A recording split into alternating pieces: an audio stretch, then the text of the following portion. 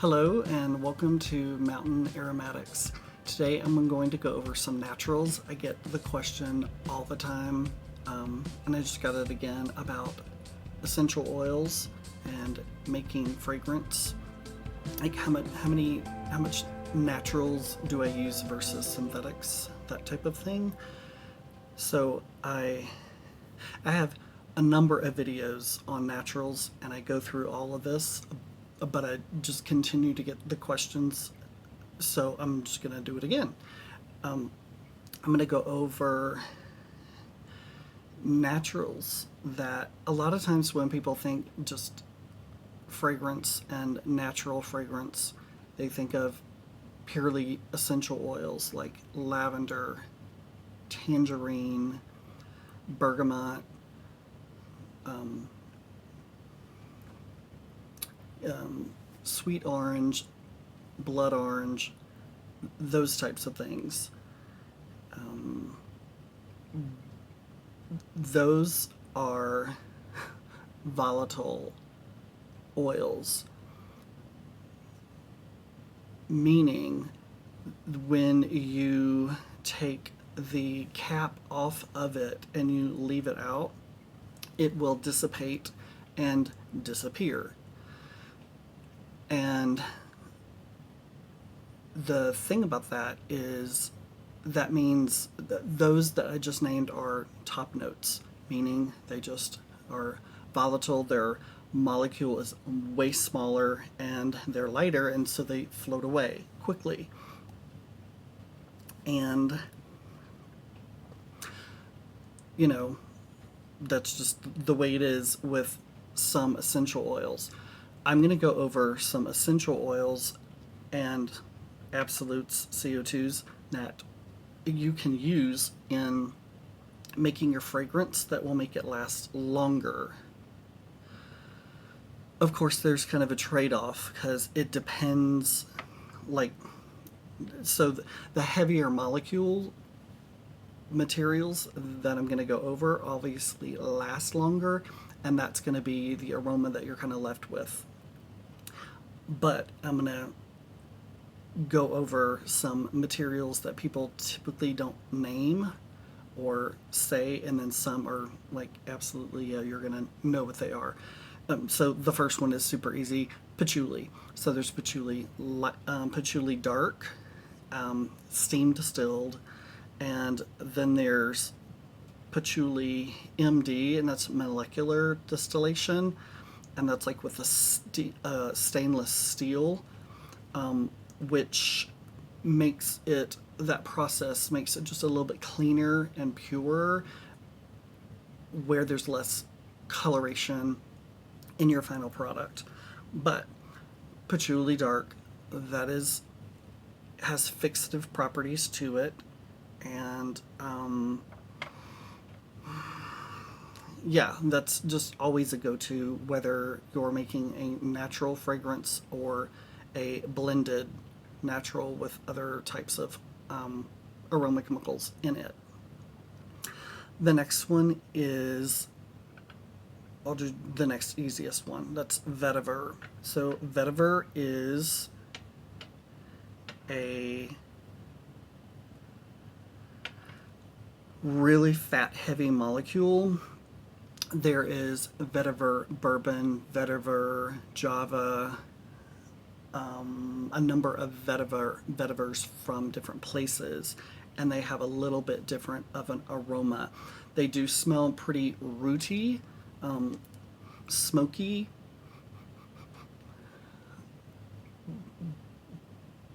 but beautiful, just absolutely beautiful. I have here a vetiver bourbon at 20%, and it's so bizarre that it's so clean and smoky and rooty, but a clean root, not like a root you just pulled out of the ground that has all the earth on it. It's just like a clean washed root that's been split in half, and you're smelling the inside of the root. So definitely all of these are going to be ones that are going to have fixative properties to them. So that's kind of why, that's my whole point of going over these, is to give you some additional things to use with your lemon essential oil, with your bergamot, all that kind of stuff. So another one is going to be, let me just stick with a couple of simple ones first. So Buddha wood. Buddha wood is very, very dark. So if you are one, say it's like a very dark brown red color, very dark brown red, and pretty thick, and it's all the naturals are going to be a little bit more expensive, but it is a very rounded wood, so it's not sharp. There's not sharp edges to it. It will give roundness and a good blender for your fragrance. I really, really like it a lot, but it will give a lot of discoloration. If that's something you care about, I never care about that stuff.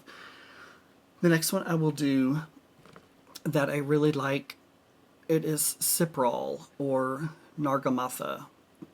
Could be pronouncing it a little bit wrong, but whatever, that's how I know to say it. It is, if you know papyrus, in Egypt, in the river, on the side of the rivers, the grasses that grow, they grow in like pretty massive clumps or whatever. That is Cyprol or Nargamatha. So they take the top part, like the stalk kind of a thing. Anyway, so the stalk they use to make papyrus with, well, it's the root that they use and distill for Cyprol. It is leathery. It's very distinct. It's a smoky, leathery, but different than vetiver. It's way different than vetiver. To me, it's a little bit more leathery, on the side of leather, where vetiver to me is a little bit more on the side of rootiness. This is, it's pretty expensive, but if you're doing naturals, one, you know it's going to be expensive, so it is what it is. This is one you should have because it is just very distinct. It's going to give you a lot of leather, and it's nice. I'm not saying it's super clean. It just isn't. And at the same time, it is. It's super complex. That's what I'm saying. It just is super complex. It is a base note. It will last a really long time. It gives you the woody notes as well, but it does give leather. The next one I'm going to talk about is Virginia cedarwood. I think I talked about it in my last video. So Virginia cedarwood and Texas cedarwoods are not cedarwoods at all. They are junipers. Again, Virginia cedarwood, Texas cedarwood, they are not true cedarwoods. They are junipers. They're in the juniper family. The true cedarwoods are cedarwood atlas, so cedar atlanticus, atlas, cedarwood atlas, and cedarwood Himalayan. Those are true cedarwoods. They smell different than the cedarwood Virginia and cedarwood Texas. So I don't want you to think, oh, I have Virginia cedarwood, so I shouldn't get cedarwood Himalayan. For me, it's just me. And I know people who are the opposite, but I prefer the Himalayan over the Atlas. But they're a little different. Obviously, they're similar. They're both true cedar woods, but they're a little different. I just prefer the Himalayan a little bit more. And then with the Texas and Virginia, I prefer the Virginia.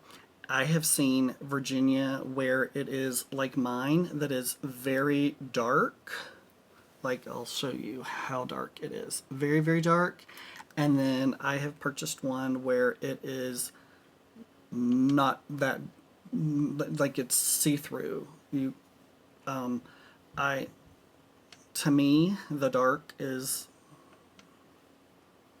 preferred. Does me. Next, I'll go to an absolute. So absolutes and CO2s are a different process than steam distillation. They are going to have more of the esters and waxes and that type of stuff intact and are going to be truer to form. Because if you think about it with steam distillation, all you're doing is that steam is coming over and you're just collecting just the essential oil that is coming off and capturing that essential oil, where with CO2 no heat is involved, and then with absolutes that process just captures a lot more of the fat esters, all that, a whole bunch of other stuff, and it's kind of kept there.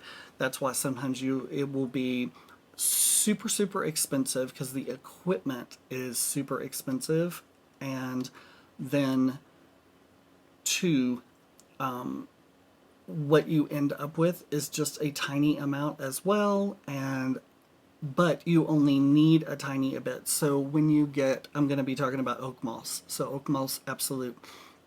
One, it is restricted. Two, you will not use it at 100%. You will absolutely cut it with perfumer's alcohol and use a minute amount, and it is very strong and very lasting and super complex. So again, your absolutes and your CO2s are going to be way longer lasting, way more complex. CO2s actually have a very longer shelf life as well than your steam distillation. But there's a caveat there. Like patchouli, dark patchouli is steam distilled. Oh, the shelf life is shorter. No. There are some that when you age them, they are better. So patchouli is one of those that buy some dark patchouli. I've said this in so many videos. So if this is the first time you've heard it, you need to go back and watch a number of other natural videos, because there's a lot of information in there. So buy a dark patchouli and put the date on it and put it away for years and come back. I'm not kidding you. 20 years and your patchouli will be way better. Vetiver is another one. You can age your vetiver and it's only going to get better.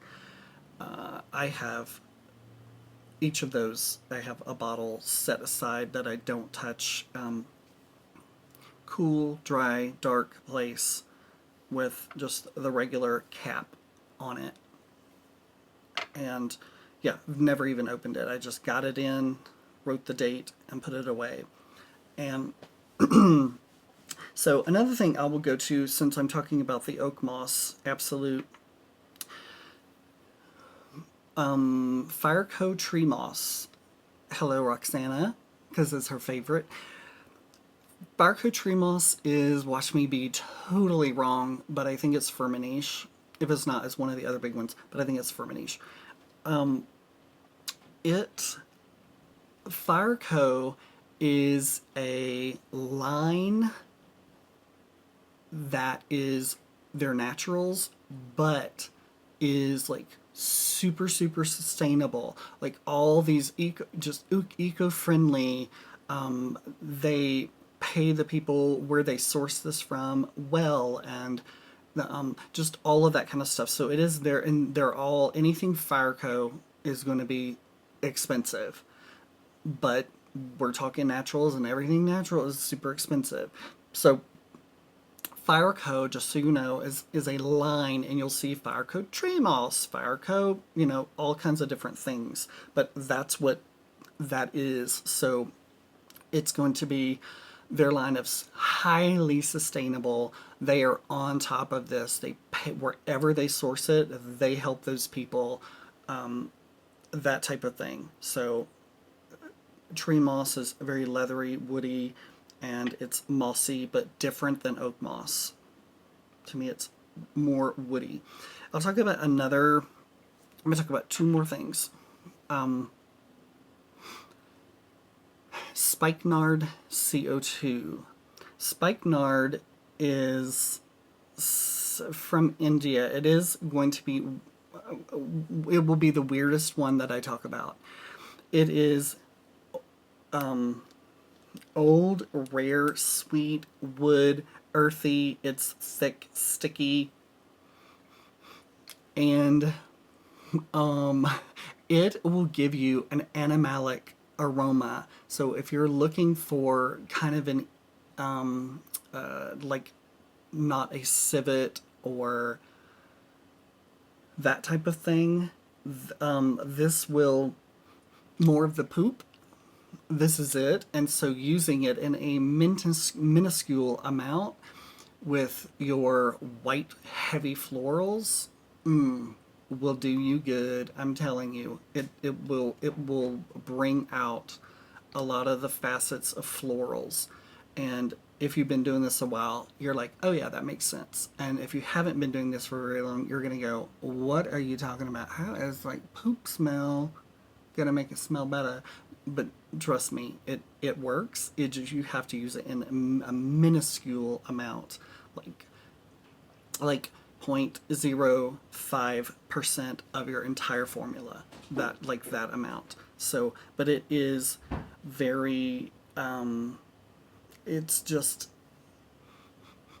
I don't know how to describe it except for it's sappy, slight clean poop, a little bit of wood, all of this completely blended where you don't smell one thing. Animal, it reminds me like half deer, half beaver. And there's a little bit of urine in there as well. And this probably, for some of you, it excites you and you're like, oh my God, yeah. And then most of you, it's probably like, I don't know what you're talking, that is just horrible. No, using it in a trace amount, it's beautiful and will, all of your heavy white petals, gardenia, tuberose, jasmine, all of those things, it really will, narcissus, jonquil, those, it will really help. I promise you, it will make magic happen. Again, spikenard CO2. So it's going to be expensive, but you don't need much. It'll last a really long time. Dilute it down with perfumer's alcohol. So that's the really weirdest one. The next one is, if you are doing naturals, this is a absolute must-have. It is Elemi, Elemi. It is a fixative and a citrus. And you're like, wait, what? Yeah, but it also has peppery notes with it. You need to, when you get this, do not take the top off and put a dropper with it. You need to keep the original top and use a pipette with it, because it's the type that will blow up the balloon, the bulb.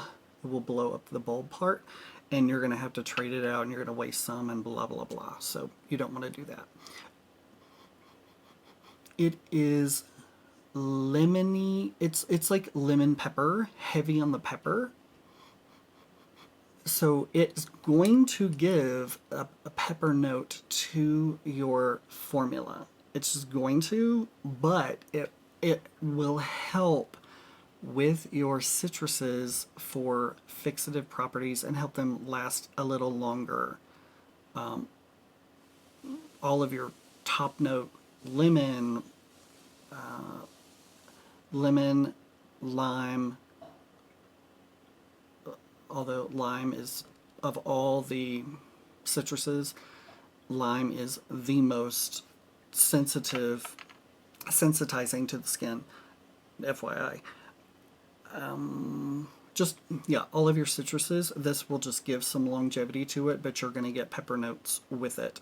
But even in pepper notes in the female perfumes, it's really beautiful. It can really help, especially with rose, like pepper and rose. Ugh, it's beautiful, and I talked about that on my last one.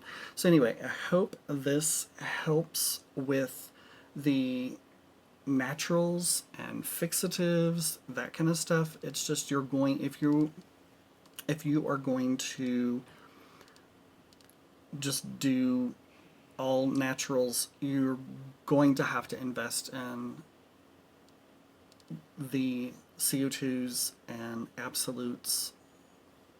And the other thing is so this is important, so I'll just go ahead and say it now, because a lot of you are new. So when you purchase, like, say, the Cyprol, this Cyprol that I have right now, I can, when I'm done with it, which I almost am, when I order another one, it can smell a little bit different because it went through a different season. It may have had more rain, less sunshine, drier soil, blah blah blah, like completely different. And that is the thing with naturals, is that from batch to batch, even lavender can be different. So that's something you're going to have to be comfortable with, and that does not happen with synthetics. And then I won't even go into it because it's a whole nother video, but there are isolates that you can get that are nature identical, and then there's isolates that you can get that are just completely natural, but depending on how they isolated it. But I'll give you one example, and that's cedarwood terpenes.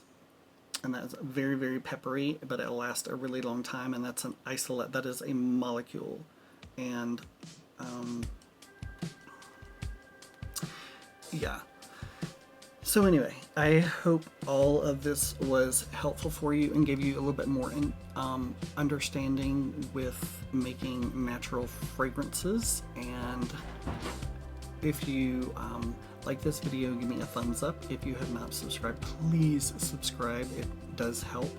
And you can hit the notification bell. Whenever I upload a video, you'll get notified. And what else? Yeah, if you have any questions or naturals that I didn't mention that you really like, that you think have pretty good fixative properties, put that down below, and that will help other people as well. And I hope you have a good day, and I will see you on the next Mountain Aromatics.